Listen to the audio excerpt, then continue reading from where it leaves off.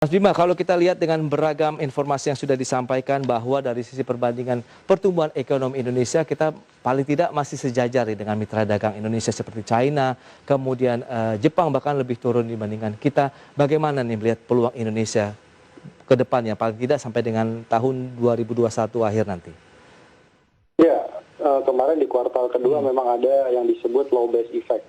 Jadi tidak hanya Indonesia yang mengalami low base effect pemulihan, tapi juga negara mitra dagang seperti Amerika, kemudian juga China juga sama.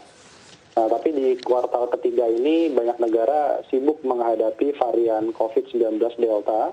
Ada beberapa negara mitra dagang yang melakukan partial lockdown misalkan di beberapa wilayah. Ini juga akan berhubungan dengan prospek ekspor ya. Nah, sementara juga kita melihat beberapa investasi yang masuk ke Indonesia, khususnya berasal dari Tiongkok misalnya, itu orientasinya lebih ke arah pengolahan, kemudian juga ekspor raw material untuk memenuhi kebutuhan industri yang ada di Tiongkok.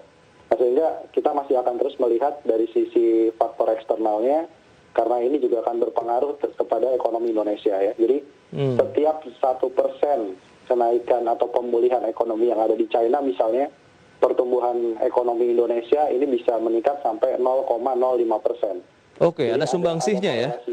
Iya, ada korelasinya. Karena 25% lebih ekspor kita, salah satunya ke Amerika Serikat, kemudian ke China. Jadi sangat signifikan.